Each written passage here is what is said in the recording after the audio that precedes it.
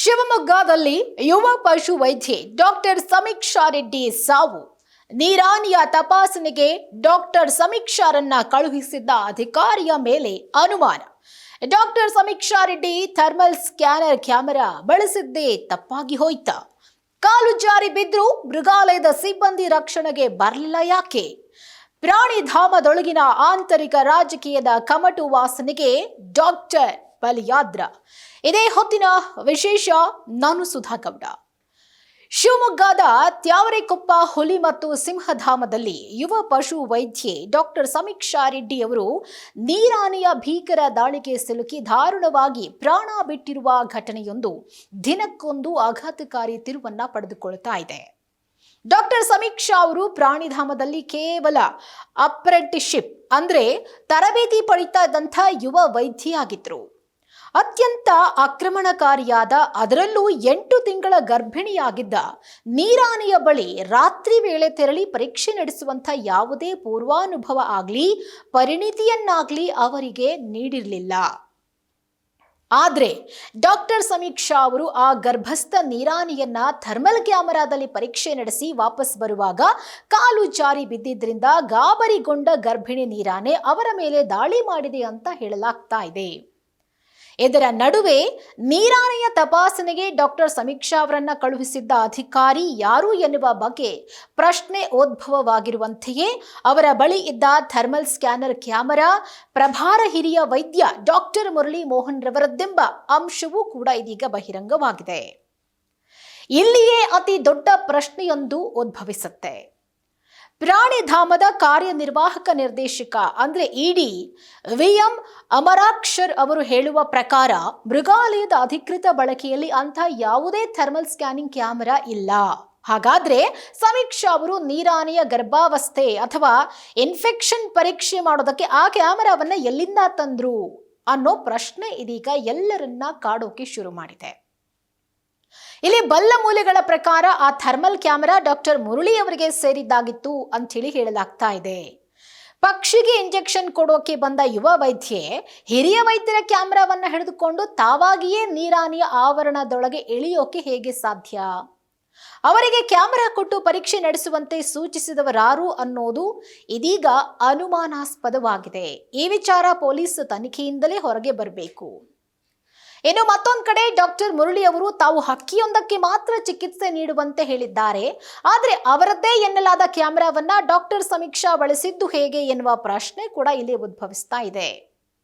ಜೊತೆಗೆ ಡಾಕ್ಟರ್ ಸಮೀಕ್ಷಾ ಅವರು ಆ ಗರ್ಭಸ್ಥ ನೀರಾನೆಯನ್ನ ಥರ್ಮಲ್ ಕ್ಯಾಮೆರಾದಲ್ಲಿ ಪರೀಕ್ಷೆ ನಡೆಸಿ ವಾಪಸ್ ಬರುವಾಗ ಕಾಲು ಜಾರಿ ಬಿದ್ದಿದ್ರಿಂದ ಗಾಬರಿಗೊಂಡಂತ ಗರ್ಭಿಣಿ ನೀರಾನೆ ಅವರ ಮೇಲೆ ದಾಳಿ ಮಾಡಿದೆ ಅನ್ನುವಂಥ ಮಾಹಿತಿ ಇದೆ. ಆದರೆ ಇದು ಸುಳ್ಳೋ ನಿಜವೋ ಅನ್ನೋದು ಇನ್ನೂ ಕೂಡ ಕನ್ಫರ್ಮ್ ಆಗಿಲ್ಲ.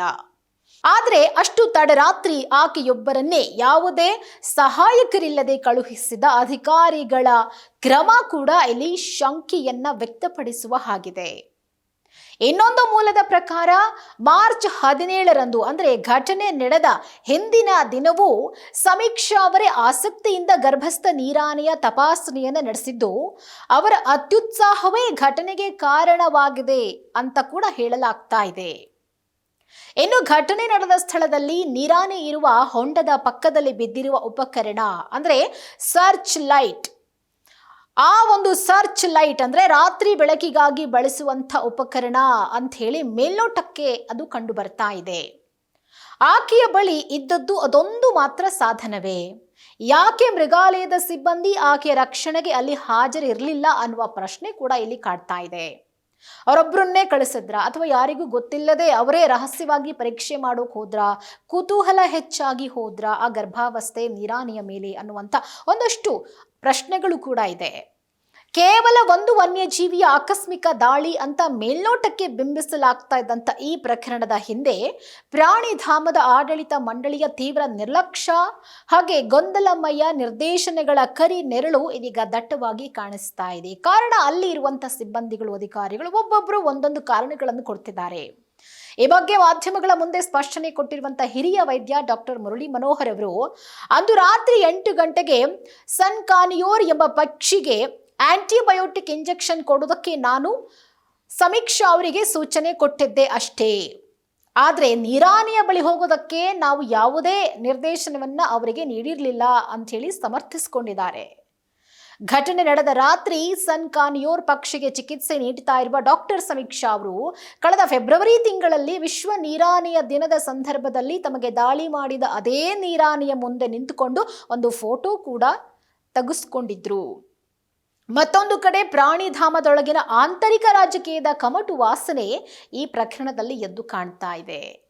ಡಾಕ್ಟರ್ ಮುರಳಿ ಅವರು ಅಲ್ಲಿನ ಸಿಬ್ಬಂದಿಯೊಂದಿಗಿನ ಭಿನ್ನಾಭಿಪ್ರಾಯ ಹಾಗೂ ಸಂವಹನ ಸಮಸ್ಯೆಯಿಂದ ಬೇಸತ್ತು ಕಳೆದ ನವೆಂಬರ್ನಲ್ಲೇ ತಮ್ಮ ಹುದ್ದೆಗೆ ರಾಜೀನಾಮೆಯನ್ನ ಕೊಟ್ಟಿದ್ರು. ಆದರೂ ಕೂಡ ಹೊಸ ವೈದ್ಯರಿಗೆ ತರಬೇತಿ ಕೊಡುವ ಉದ್ದೇಶದಿಂದ ಮಾತ್ರ ಅಲ್ಲಿ ಕೆಲಸವನ್ನ ಮುಂದುವರಿಸಿದ್ರು.